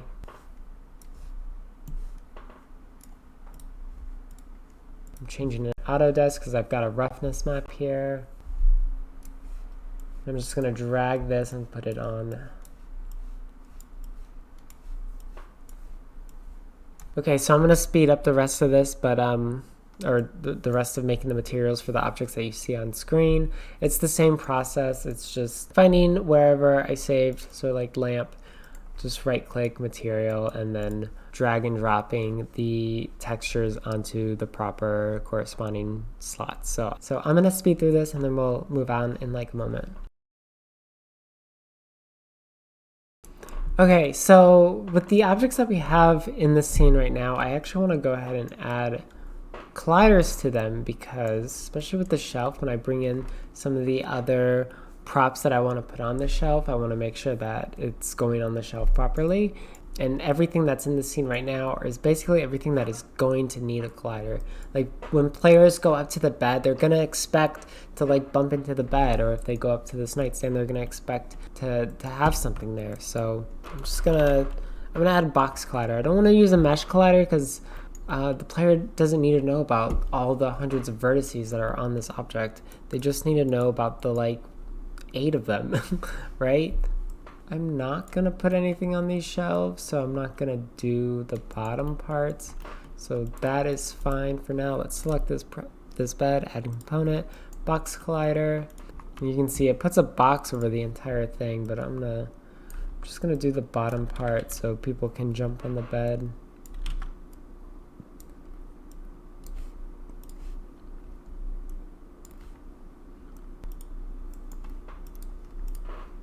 I'm gonna do a box collider on this. One thing I've noticed from making, VR worlds is people with colliders, people are super forgiving. So doing something even like as simple as this, like the part of this that the player is going to collide with is just this green box. That's enough to be okay for most players. Like some people, like if it's too off, people they'll say something, but most cases, like that's enough. And I'm just quickly adding colliders on here so that like it makes sense. The least amount of vertices you have for your colliders, the more optimized it's going to be. Depending on the object, depends on like how much you actually have to be like worried about this. Jesus, I am failing at putting this in the right spot. That should be good. And now finally this one. This one's the big one. And since I'm going to be putting stuff on this shelf, I'm going to want to add several box colliders for each shelf. Oops.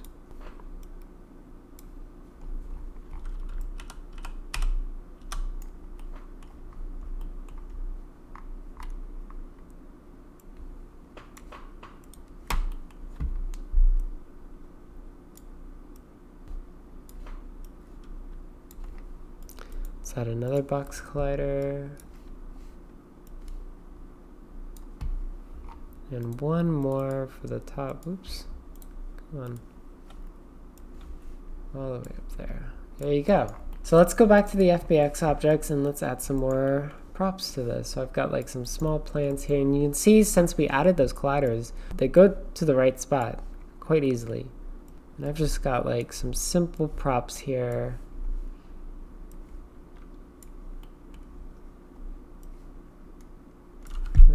Let's do, what else do I want to add? I think that's it. I think the props were the last thing. So once again, I'm going to speed through this. I'm going to make the materials for these props. You just need to like find where you had saved those materials, and since each one of these are different objects, I need to go ahead and add it to each one. Objects are in. Things are looking good. We can go on to lighting. I'm going to organize this hierarchy just a little bit. I'm going to press create empty lighting. No, well, I will need one for lighting, but I'm going to do meshes. Oops. And now let's create another one, F2 to change the name, lighting, and then I'm going to bring the directional light in there. So lighting is obviously pretty important. I'm going to go over briefly how to bake lights, the importance of baking lighting, and if you're confused about light baking, I suggest, I will link this below. I have a more extensive video about light baking, and I'll link that below, so if you need to learn more about it, or if you're just not getting it, that's a good resource. Let's start with the directional light, because we have a directional light. So if you go into the inspector, after selecting the directional light, you can see that it's this object right here. It is set to real time. We need lights to be baked. Basically, whatever your lights are hitting and how it looks in real time, it's going to try to save that information as like a textured overlay all your objects. And it does this so that the players don't actually have to simulate real-time lighting when they're playing the game. And in VRChat, it's very important in VRChat because all the content that's around you is player created content. and it's not all optimized to work together. So the more you can do to optimize your world, the better. And baking lighting is the most important thing. So whatever lights you add to your scene, you're going to want to make sure, except for like rare instances where it doesn't matter, right? We're going to want to make sure that we add it to that the mode is set to baked. That does not mean that right now that your scene has baked lighting. To actually have baked lighting, you need to tell the program what lights it needs to bake, and then you need to tell it to bake. If you go to Window, go to Rendering, go Lighting Settings, you'll get this option here. To bake lighting, you have to press this button, Generate Lighting. Then you have to let Unity do its thing, bake the lighting, and then you have baked lighting. I get so many questions about why people's worlds are lagging. It's because they think they're baking lights by switching this mode. This just tells the program that when you do bake lights, this light needs to get baked. That's all you're doing. So I want this scene, like I want outside to be dark, it's quite bright outside with the default Unity skybox. So let's change that. I'm gonna go to the material folder. I'm gonna press create material. I'm gonna type in skybox. Because this is a tutorial, I'm not going to worry about the skybox too much, and I'm just going to change the shader to be skybox panoramic, and I'm just going to change the color to be darker, and then I'm going to drag that into the scene, and now we have quite a dark environment. I'm going to turn off this grid to have a better idea. It doesn't look like there's anything out there. Maybe I do need to add like some stars or something. Okay, I've convinced myself. I'm going to find a skybox. Great way to find skyboxes is by going to the asset store and typing in skybox. Tons of stuff here. Very important. Do not import scripts from the asset store. If you import stuff from the asset store and it comes with scripts and your project is broken and you don't know why, delete every script that has come with things from the asset store, because most likely those scripts are interfering with other scripts for VRChat, and that's why your world isn't working. If you're having issues with your world and things are just broken and you don't know why, I have a resource that kind of helps with that. There's a video that goes over compiler errors, because that's usually what's happening. It's not geared towards fixing compiler errors, it's not a scripting tutorial. It's more about finding where that's happening and how to just delete those objects. So I'll link that below if you need it. But let's go find a skybox. VRChat. I'm going to bring in a skybox that I use on a lot of projects. I had this commissioned for me a while ago. And it is this like star skybox, and it looks pretty bad because it compresses when it comes in here. So I'm just gonna up that up to 4K, and it looks much better. Look at that. This scene, we're doing lighting. It only has one light. Let's add more lights. We're gonna go over to lighting. I'm gonna right click, go to light, and I'm gonna add a point light. I'm just gonna drag this. I'm gonna change this from real time to baked. I'm going to make it much warmer. That's a bit too warm. And then I'm just going to mess with the settings. So range shows how far the light goes. Intensity shows how intense the light is. Maybe we'll do like a 2 intensity. Maybe we'll do like 5. I do want this light to have shadows. So we're going to go to shadow type and press soft shadow. Just in case you're having trouble following along with just because of movements in Unity, let me go over real quick. Once again, the movements in Unity, right click lets you rotate, holding the scroll, pressing the scroll wheel and dragging lets you move around the scene. Holding the right click and doing WASD lets you move around. And I'm gonna make sure I'm selected on this point light, and I'm gonna bring this into the scene, and I'm gonna try to put it in the center of this lamp. Now you can see this little icon that represents this light is quite large, so I'm going to go to Gizmo and I'm going to scale down the 3D icons, and then it's making it a bit easier for me to put this in place. And yeah, so now I'm going to actually bring this down just a little bit more, 2.5.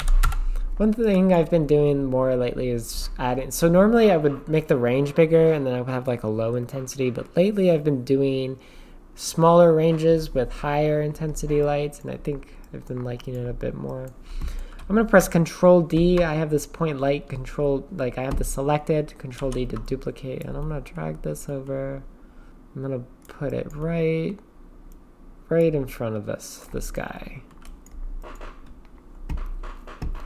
And I'm going to actually bring the intensity down a bit, and then I'm going to make the range a bit longer because this is a bit larger light, so I feel like it would go a bit further. And now we have lights on the ceiling. I'm going to select this point light. I'm going to press Control D to duplicate, and then I'm going to go over to Type, and I'm going to press Spotlight.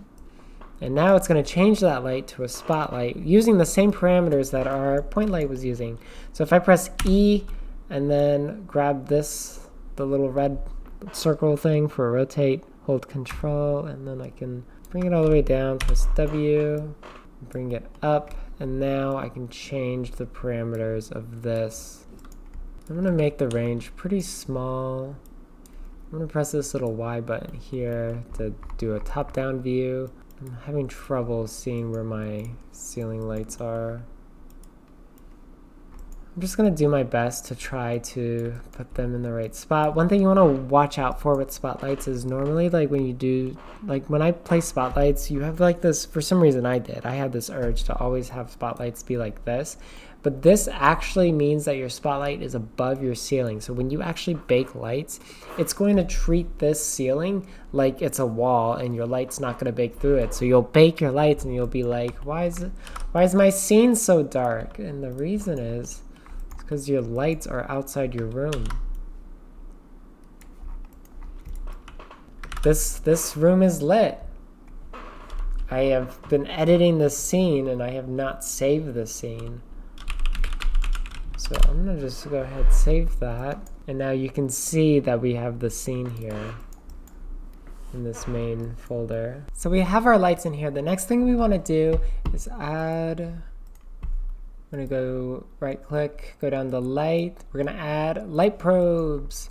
So light probes are basically so when you bake lights, your light probes are gonna be the thing that kind of saves that light data in midair. So when you have objects that don't have lights baked to them, they're going to be pulling from these little dots. And so whatever light data is saved at this dot, if your object is close to that dot, that light information is going to get displayed onto that object. So this is how you light things like pickup objects and dynamic objects that move and players. You need to put around these light probes all around your scene so that players and other pickup objects and things like that are lit in the scene. So let's grab these, bring this over, and there's no real sign. I mean, I'm sure there is a science around here, but I ignore all the probably proper things that you're supposed to do with it, and I just select everything, press select all, Control D to duplicate, and I just put these probes all over the place. I'm going to select these top ones. And by the way, to edit these probes, I'm pressing Edit Light Probes. You kind of have to press this button to only choose the probes. So I'm just kind of dragging my mouse, pressing Control D to duplicate, and putting these all over the place. I'm going to press Select All, Duplicate, Select All. I am just putting these, oops. Control D, I'm just putting these all over this room.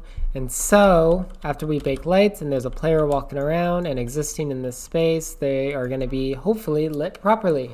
Awesome. Next thing we want to add is a reflection probe. Reflection probe is going to basically save, it's going to take like a snapshot. So like wherever this little circle is, it's going to take a snapshot of like a 360 snapshot of your scene, and then it's going to use that image as a reflection in your object. So depending on how smooth your object is, it will determine how much reflection it gets. So I'm looking in the orthographic view of my scene by pressing this square. And what you're seeing, like when you're seeing this, what I'm doing is I'm right clicking on my mouse and I'm pressing WS to go in and out of the scene, and it's just like adjusting my viewpoint.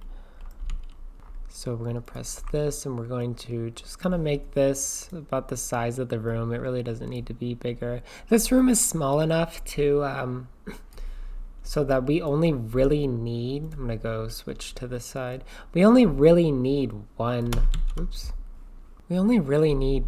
reflection probe. Like, this is not a large room at all. So basically wherever this dot is, that's going to take a snapshot of your room, and then wherever these boundaries are, like whatever these boundaries are touching, that is what's going to get affected by this specific reflection probe. Now if you go to your lighting settings, and once again that's by window, rendering, lighting settings, there's this environment reflection option here. If you do this drop down and go to custom, you can, whatever this image bakes, it's the 360 image is going to be, it's what's called a cube map. That's what it's going to generate. You could actually like put in your own reflection probe here, and then that reflection will become, that image from the reflection probe will become the reflection for the entire world. So this looks good. I like this. We're going to go with this. And for lighting, I mean, this is a pretty simple scene. We've got a lamp, we've got another lamp, we've got some ceiling lights, and that's it. This is a small space. We have a directional light coming down. I'm going to select that, go to the inspector, and shadows is selected. And that's the scene. I mean, it really doesn't need to be much brighter than this, and that's basically it. So I think we're ready to bake. We've got some spotlights, we've got point light, a directional light, light probe group, we have a reflection probe. It seems like we're all ready to go. So let's go to window, rendering, lighting settings. In the lighting settings, we are going to choose the skybox. The skybox, whatever it is, it's going to show it up there. Environment lighting, we can do this. We can choose a color and kind of like choose a color for the environment if we want. We can do a gradient, which is going to choose like 3 colors for like different areas, or it can just like pull from your skybox and use that as your environment lighting. I usually like to either pull from the skybox if the skybox is like detailed enough and it has like all this information that will help in the scene, or I like to do a gradient and then I can like play with these values and make them be whatever I want them to be. For this instance, I'm going to choose skybox. And then let's go down real-time lighting. That's if you have like emissive materials that are real-time, which we do not here. In my last from start to finish tutorial, I go over that a bit more. If you'd like to see that, go look up that video. Bake global illumination, we want that checked. Your light mapping settings, I like to use Enlighten. If you see here, it says deprecated right there, then that basically means that this, in later versions of Unity, this actually goes away. I know that, but I feel like this gives me the best results. I like it way more progressive. It gives me similar results to Bakery. Honestly, if the Enlightened Light Mapper doesn't give me good results, I usually will end up going to Bakery, but Bakery is like, I bought it so long ago. I think it's like $40 or something like that. So for this, for VRChat stuff in Unity 2019.31 or 0.4.31, I suggest Enlighten. It's my favorite light mapper. Progressive, honestly, it's probably just as good. So I'm going to use Enlighten for this example. I'm going to change the light map resolution to 20. I'm going to change the light map size to 2048 to bring it up. Technically, we are ready to bake. But if we were to bake right now, what would happen is this entire scene would go black. And the reason this entire scene would go black is because nothing, let's go to the inspector, nothing is static. So light only bakes on objects that the game knows isn't gonna move ever. The way the game knows that an object is never gonna move is if it's selected as static. And so we want to go through all these objects because all these objects aren't going to move except for a couple. For right now, let's just select everything. All these objects aren't going to move, and we need to tell the program that they're going to be static. So let's click this static button. It's going to prompt you and ask you, do you want to change children? And you're going to press yes. Yes, you do. So now all these meshes, since we had them all selected, I just select one, hold shift, select all of them, chose static. All these objects are static, and we're telling the game that none of these objects are going to move at all. And so when you bake lights, now it's going to bake on all of these objects. If we select an object over here in your hierarchy, go to the inspector and you look at your mesh renderer, now you have like new options, because now the game knows that light needs to bake on here. You have these light mapping options. And for larger objects, you can actually like scale up how this object looks in the light map.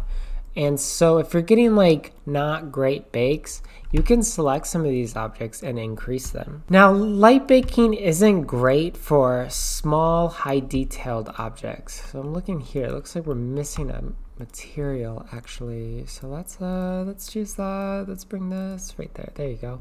Yeah, for like smaller, high detailed objects, for like some of this stuff, like all these little props, they're not, like, because they're high detailed and they're just small, they're not great objects to have lights bake onto, because that means that their shapes and size on the light mapper is going to be pretty small, and it would be like when you bake lights, it would end up being like a low resolution texture on this object, which sometimes doesn't look very good. And these objects are small enough that we could probably not have lights bake on them and they still be okay. So we're going to choose the objects, these small objects that we don't want lights to bake on, but they're still static objects. So we're going to go up here to static. We're going to hit this drop down and we're going to press contribute GI. That means we do not want it to be a part of the baked light GI.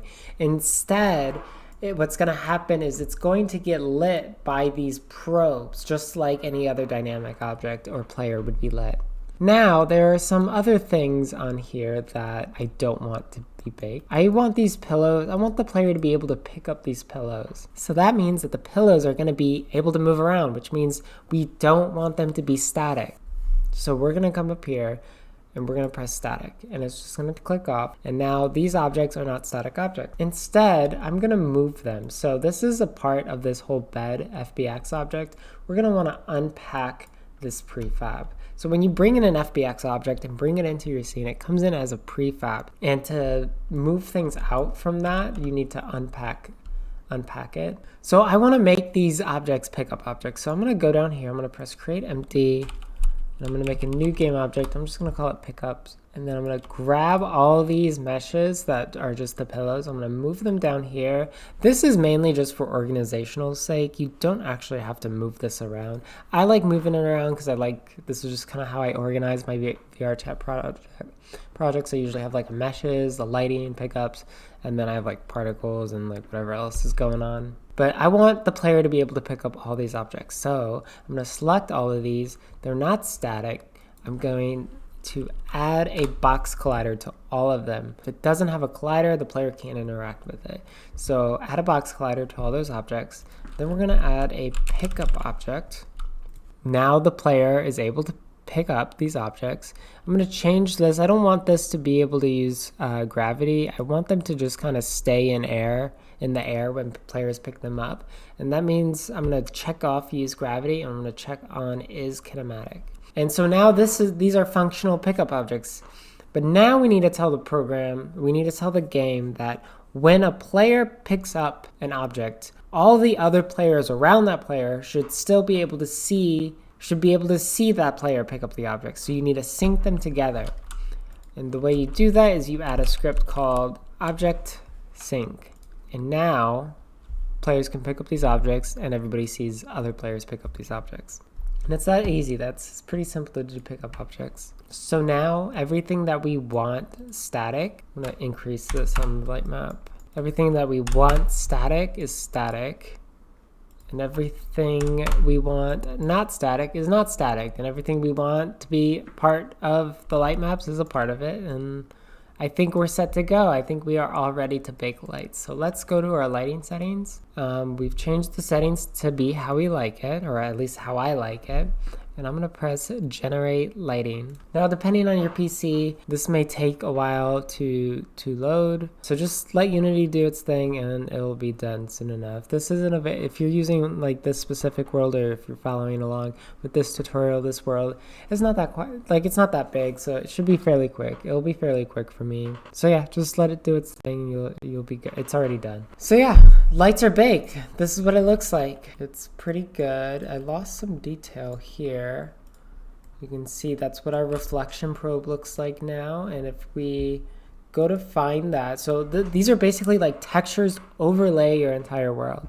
If you go to find where your scene is, so this is our scene, it's going to create a folder that's the same name as your scene. So our scene name is room tutorial. If you go down to room tutorial down here, you can see we have our reflection probe here and our light map data's here, or our light maps here and the lighting data thing there. So let's go to lighting, and I'm going to drag this cube map and put it into the environment reflection. So anything outside of this square that needs a reflection will use this reflection probe.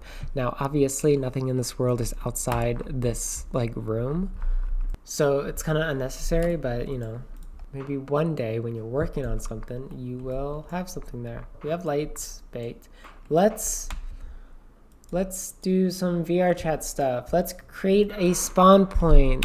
Right now the player can't spawn into this world because there's no VRChat scene descriptor. So I'm gonna do VRC world, and that's just a new game object. Do that by right clicking and create new game object. So I'm gonna make it so that this is where the player will spawn, and I'm just gonna move this. I'm gonna go up here and change this from global to local, and wherever the blue is facing, that is going to be the direction of where the player faces when they spawn into the world. So we're just going to face that towards the bed, try to put this in a good spot in front of the door. I'm going to press add component. We need a VRC scene descriptor. Basically, this is all the information for your world. So next you're going to want to add a component. You're going to want to add an udon behavior, and you're going to want to add world settings. And this is going to control like how the player walks, run, jump, all that fun stuff. So this just tells the game how they interact. By default, I think the default stuff is usually 3, 2, 4, and 2, something like that. So that's what I'm going to put in. So basically, this just tells VRChat that this is the spawn point, this is a scene. When you upload for the first time, it will give it a blueprint ID. That'll be like the world serial number. One thing I want to do is I'm going to take the main camera and I'm going to move it here. So the camera that the player is seeing the world through is going to be referencing the settings that we set here. Let's mess with the main camera now. I'm going to change the clipping lane to 0.001. I think that changes it to 0.01. So that's the smallest near clipping plane that you can do. This is like how close your character can get to your like viewpoint camera in game until it clips. So if you're a really small avatar, you'll notice that if you put your hand up close to your face, you'll see clipping in the hand, and that really only happens with smaller characters. So there are a lot of people that play in smaller characters, so I like to bring this down quite a bit. One thing I want to add here is post-processing. So we're going to press add component, post-processing, and we're going to add a post-processing layer. If you don't have post-processing in Unity, the way you get that is you go to Window, Package Manager, and then you go to, just type in post-processing, and then you'll see it here, and then you're going to want, instead of saying remove, it's going to say import. Import that into your project and you should be good. So add a post-processing layer to your main camera, and we're going to change this to water. It seems to be the best layer to change it to. Right click in the hierarchy, press create empty, F2 to rename, post-processing. Selecting this game object, we're going to go add component, and we're going to add a post-processing volume. We're going to change the layer to water because on the main camera we designated this layer to be water. And so once we go here, we're going to press is global, so that means that it's going to be affecting the entire world.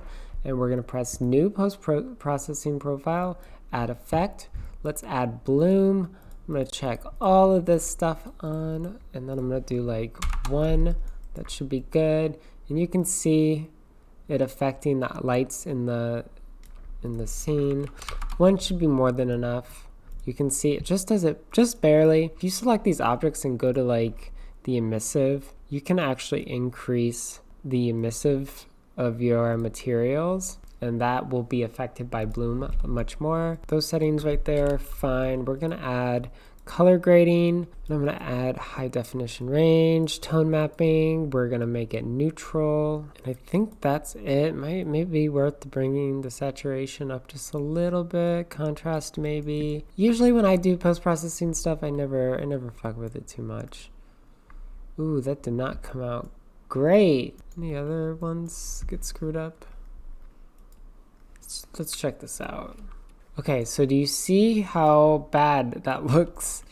So this happens because we never generated Lightmap UVs. So like it looks pretty good on a lot of these objects, which some of these objects I know does have Lightmap UVs manually made for them. Just because this object is so bad, I'm going to generate it manually. And all you have to do is press generate Lightmap UVs. It kind of fixed it. If we bake again, it should look much better. So let's just go do that real quick. I'll skip ahead and I'll show you the results. But if you have any meshes that end up looking bad after your bake, check to see if Lightmap UVs have been generated. You can just select those FBX files in your assets folder, go into the inspector, see what it looks like. If it's not there, make sure you check on generate Lightmap UVs and then just bake again, and it should look much better. The other thing you can do to make bakes look a bit better is if you select this object, you can scale it. You can scale in light maps under the mesh renderer. That usually helps. If you make it too big, you'll get a warning. Let's see if I can get a warning. Must be usually if you just scale it up just a little bit. See, 100 is too big. It'll say object size and light map has reached its maximum.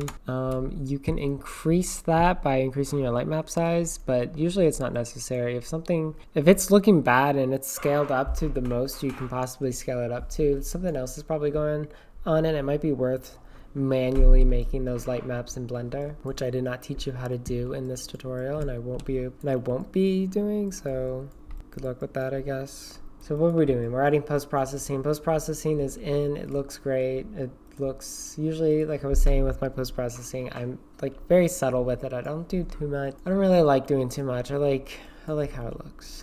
So next thing we're gonna do is we're gonna add a mirror, because every VRChat world needs a mirror. To do this, we are going to import something I have on my website. We're going to be moving in Easy Mirror Prefab VRChat. This was a prefab I had made for myself, or I didn't make it for myself. Well, I had made it for myself, so I could just bring it into my own projects, and someone was asking for like a mirror prefab, and I was like, why don't I share this? So I'm sharing it now. I will link that download below so you can download it, and I'm going to import it into my project. So this is where I saved my mirror prefab, and I'm just gonna double click that and it's gonna import into the project.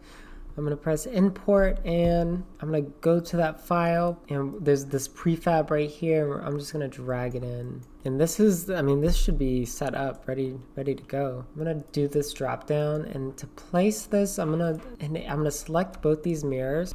I'm gonna check them on, and I am just going to grab this parent object and I'm gonna move this to where I want to put it. So I just rotate it by pressing E. Press W to go back to these arrows. I'm gonna put it like right here. And then I'm gonna select both the mirrors again, and I'm just gonna like scale them in a way so that they make sense. And now I'm going to disable them because I don't need them on, and I'm gonna grab the UI and I'm gonna put it on the wall, probably over here. If you look at this, you can see that the UI is going through the wall, but we can't really see it going through the wall because it's being rendered through. For some reason in Unity, UI menus like always render through everything until you play the scene once. After you play the scene once, it stops doing that, and I have no idea why. So I'm gonna play the scene, and when I play the scene, you're gonna get to see VCC's client simulator. And so I play the scene, And this is a good test because we can walk around here and look at everything, and everything is working, and we can pick up these objects. Everything looks good so far, so let's close that. And now the UI is no longer being rendered through everything. So I'm just gonna keep the menu there. So let's play this scene again and let's see if it works. And then I'll talk a little bit about what that UI menu is doing.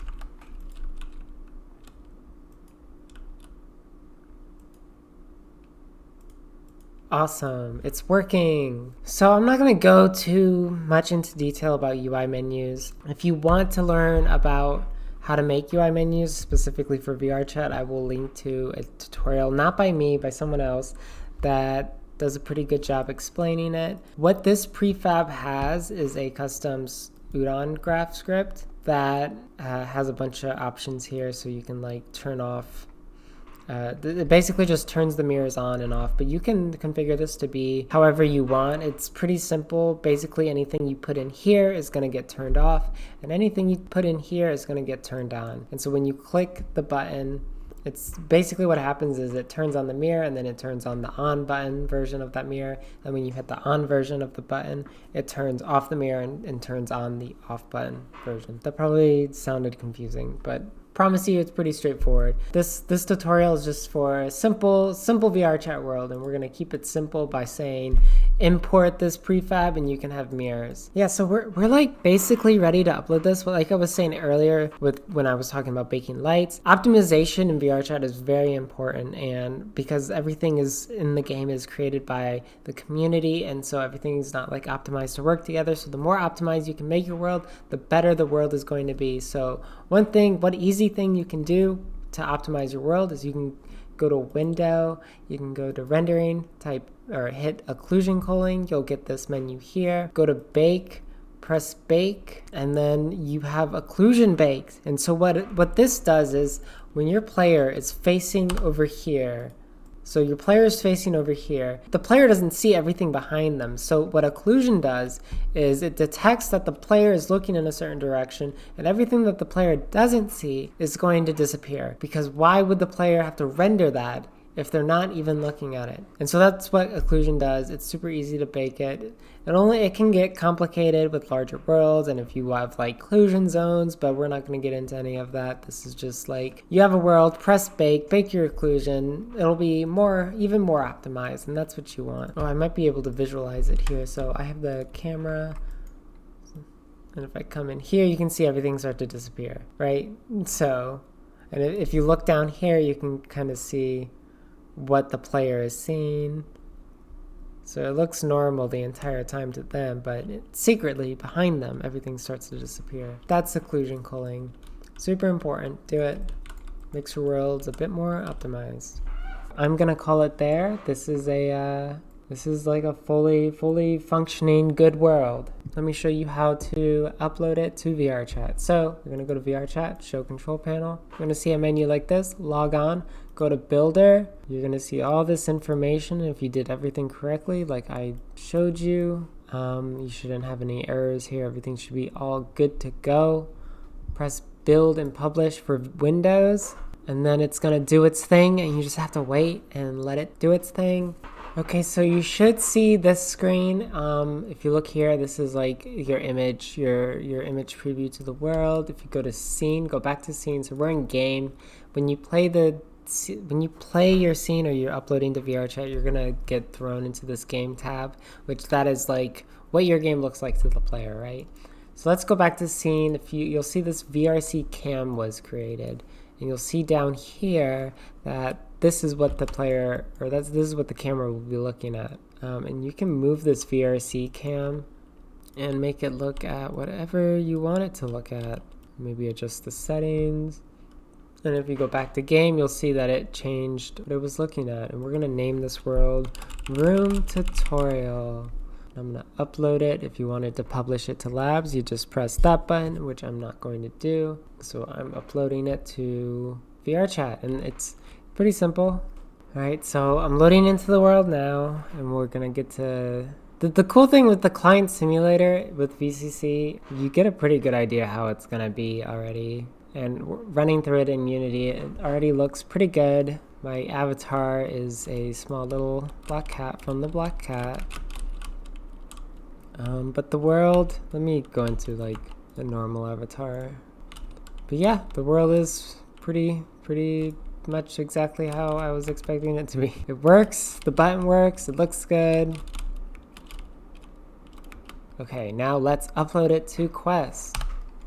So we're back in Unity. What we want to do is go to File, Build Settings, Android, switch platform. If you don't have Android there, there'll be a prompt to install it. Make sure you install it and then follow these steps. Okay, so now, once that loads, you'll see your world looking kind of like this. And this looks kind of bad. You can see all these like green spots.